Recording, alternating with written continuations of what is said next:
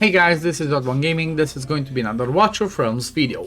In today's video, I'm going to show you the team that I used to beat Gear Raid 1 Stage 20 of the Gear Raid, right? What am I trying to say? Gear Raid 1 Stage 20. Well, now, the fun thing about this is actually that the team that I'm showing you is going to be a team that has no anti-healing, right? It's pretty important, as you see in the guides, like popular heroes. The ones that are kind of like at the top are gonna be some of the ones that brings anti-healing, like Boreas, like Demi, which obviously don't have. Then there's also where is it? Lasiris should be over here, but pretty much it's kind of like the key thing, because this boss does some healing and it becomes pretty difficult to beat it, right? It becomes pretty difficult because if you don't have enough burst damage, right, you need some pretty insane gear, it's kind of hard to do it. Now the team that I'm using is kind of doing on the tactic of bursting and killing it, but also using a key component of the team, and that's going to be Vierna, right? Vierna is really powerful for this fight because she brings on her ultimate a pretty massive damage, right? And then she also has this execute style, which kills enemies with HP below 35% after a short delay. Elite monsters and bosses are excluded. So obviously you cannot kill the bosses, but the problem with this one is the fact that those waves are so much and can overwhelm you so hard that you cannot quite do it. So I pre-recorded the run. Over here you can see the team that I'm using, and I'm going to show you, I guess, let me move myself a little bit up here. I'm going to show you exactly how I use it. So I start off by placing Ajax first, and then Dolores to obviously boost him with that invigoration set. Now, you see that I'm using Ajax. It's not mandatory to be Ajax, right? Ajax can be whoever is your next best mage in there. Then the second one that I placed was actually Vierna, and then I also placed Laurel in there because she also has invigoration. And then as soon as I placed Laurel, I popped Dolores, Ajax, and then I'm waiting for Vierna close to when they're almost dead, so I can do that execute and kill them off. Now, one cool thing that you want to keep in mind with this tactic with Laurel is if you can keep her a little bit on the field, right? If you can keep Laurel on the field, when you do your ultimates with your main damage dealer, that helps because she does have a passive that says every time an ally does their ultimate, they do 10% extra damage.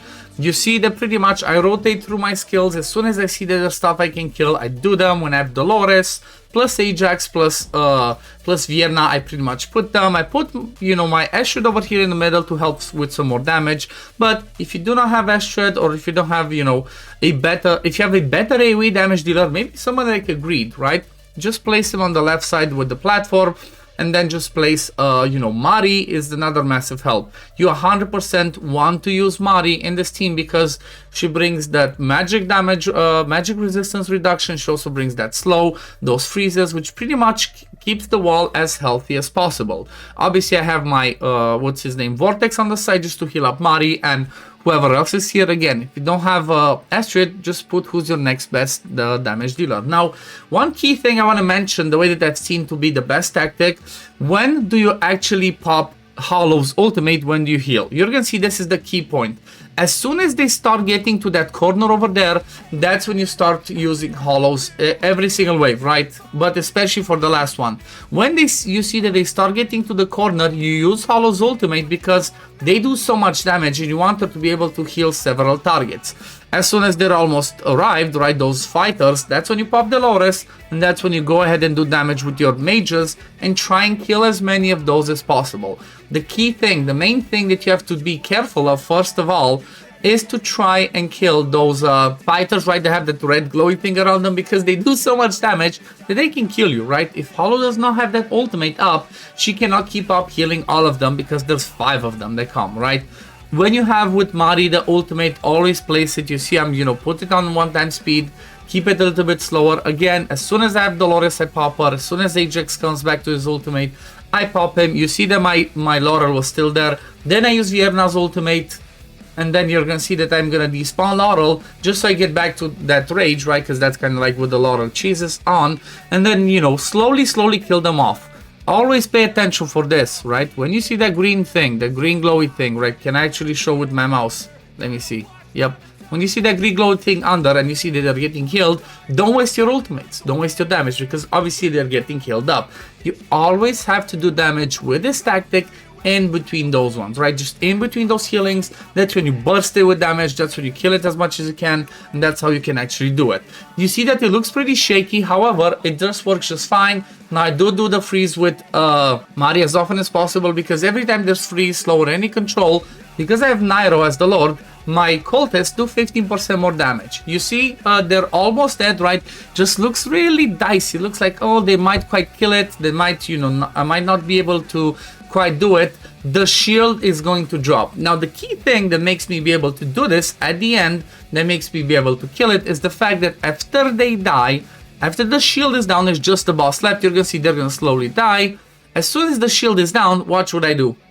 I just place Oleg, right? Whoever's your best tank, just place that in front of the boss. That's gonna keep the boss busy. You saw that I remove my vortex because I don't need healing.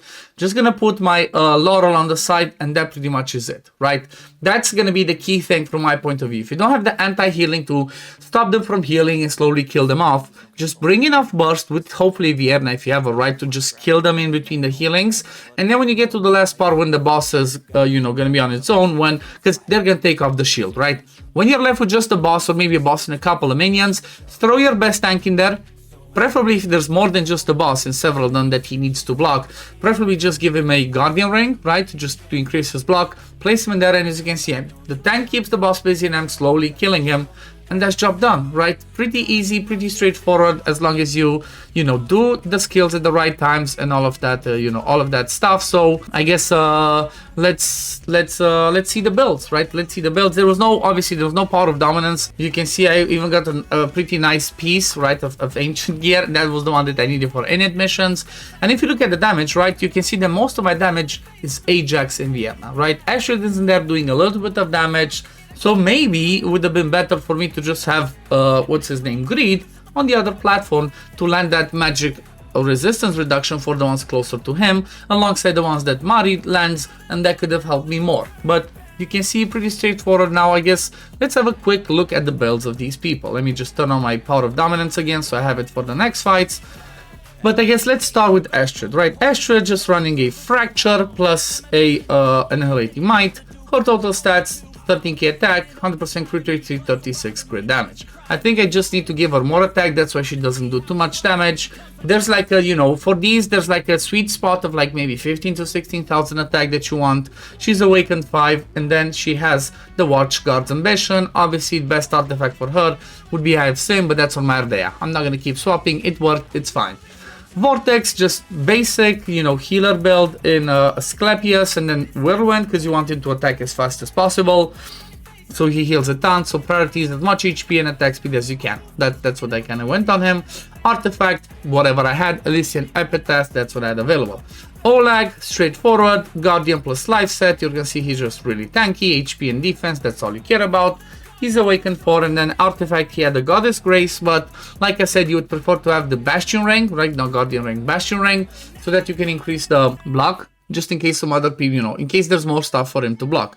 Then Laurel, she just has an Invigoration plus, I guess, a little bit of survivability for the periods where she does stay a little bit on the map, right? Because those fighters that have that aura around her that do damage might kill her. You don't want her to die at the wrong time. What you're gonna see is just random pieces that I had: flat defense, HP percent, and whatever. She's Awakened 5, and then she has another random artifact just to give her more HP. Now, key thing to keep in mind for Laurel, if you use her with this strategy, the number one thing to keep in mind is you want to have her Awakened 5, right? Promoted 5, because if she's not Promoted 5, when you despawn her, she's not going to boost that rage, right? So that's why I despawn her, she boosts that rage, otherwise she's not going to do that, so definitely do that. Next one's going to be Mari. Mari's just in a Mana Spring with as much attack speed as I can and some survivability, because that's all that I care about. Obviously with Whirlwind, she's not even fully skilled out, but she pretty much has the skills on the stuff that I need. Maybe just a couple of these on this one and I'm good. She's just Awakened 1, not, you know, not the craziest. And then over here, Nightmare Samsara. This is one of the best ones because she's gonna attack a ton. The more she attacks, the more rage regen she gets, and the more rage regen she gets means the more often she can do the AoE freeze, right? Okay, next one, Nairo, obviously no gear because he's just in there to be on the field. Then if we look at Hollow, she is running, actually have a Mana Spring, but ideally you'd want Hollow to be in Invigoration. to have a decent high attack and high attack speed so she can heal a lot, but she's actually my guild boss build, right? Rage regen, attack speed, and then attack bonus with a whirlwind on the side. She is Awaken 3, right? She's Awaken 3. You kind of want Awaken 1 at least, so every time she heals, she boosts the rage. That's kind of priority. And then Artifact, I did have Euphoric Orb, which gives us some more attack speed, so that's pretty good. But if you don't have this, give her your best artifact that you have that's a mythic one, and kind of the same principle with Dolores. Now, one thing I noticed, I had Dolores in this one, what's it called? I have Dolores in the Keen Wisdom. The Keen Wisdom did not work perfectly because look at the HP that I'm lacking. This one gives her 830, this one gives her 3000. So you're short 2200 HP. And I noticed, without having a mythic artifact, right, it's just level 10, as you can see, she was dying. Hollow was not quite healing her in time and she was dying. So for the sake of this battle, obviously if you have Golden Scarab, go with Golden Scarab. But if you don't, whichever other mythic artifact that you have, because it gives a good chunk of attack, it gives a good chunk of HP, just use that so you can make sure that you keep her alive. Because she's really squishy, right? She has what? 8000 base HP. Even like this, you see that she's running 22k HP, then as much attack as possible, and that's all you care about, right? She's again Invigoration with attack bonus, and flat attack, because I can have another, don't have another attack bonus, and she is Awakened 5, right? This one does help to sometimes come back to it, but you don't need it. The only one that you need, I guess, is up to Awakened 4, so you have more attack. Then I guess let's look at the two main events, right? The damage dealers. So first of all, Ajax. Ajax is running a Soulbound Arcana plus an Annihilating Might. You're gonna see total stats 15k attack. Almost 100% crit rate, 300 crit damage, pretty good. Attack speed, I would like to have it faster, but this is what I could do for now, and this is just fine. I do have him Awaken 1, which gives him a bit more crit damage when he does the ultimate. I don't think it's that game-changing, but you know what? If this one you think is that game-changing, just lower some of his attack, give him that extra crit damage, because you know what? He's going to be boosted by Dolores' Invigoration and by the inspiration from Dolores, so he's going to catch up on that attack, right? And then Artifact, I have a Tear of Twilight on him. And then Vierna, same principle, Tear of Twilight, no Awakening for Vierna. Ajax, almost fully skilled up, just missing a couple on the A1, but I'm not gonna do that. Also, cool thing about Ajax, he does bring a bit of this damage. Now, if you don't have this damage and you think that you're missing this, the way you can complement this is just give whoever's your healer on the other platform a morale set. The worst possible pieces that you have, it's still gonna work. Let me see, is it on Baron right now? No, it's let me see, where's my morale set? Where is my morale set? Okay, on Torodor, right? So let me show you, even with that, it would work, because it's the same principle, gives you more damage while that person's on the field, and you can see just crappy pieces of gear that I have. I just use them because it works. But let's go back to Vierna's build. So she's fully skilled up, no awakenings, she's running another Tear of Twilight, just base level as you can see. Then her build is Soulbound Arcana plus Calamity. I didn't max this because I don't really care about that HP bonus. It gives me the stuff that I need. Her total stats are going to be almost 13k attack, 100% crit rate, 324 crit damage. And you saw that kind of like Vierna and Ajax were about the same damage level. But this was pretty straightforward, right? I hope this this video helps you so you can beat the stage, Gear Raid 1 stage 20. It's gonna be the same principle for stage 21. You're just gonna need higher stats, honestly. That's the reality. As soon as I'm gonna beat 21, I'm gonna make a video on it as well. If I do get an anti-healing hero in the meantime, I'm obviously gonna use them and make it easier. But you know what? I'm hoping I don't get it, so I can just beat it without anti-healing. But yeah. Thank you for watching, guys. I hope you enjoyed this video. If you did, please consider liking it, subscribing to the channel to see when I upload next, and I'm gonna see you on the next one. Peace, love, take care, run. Bye, guys.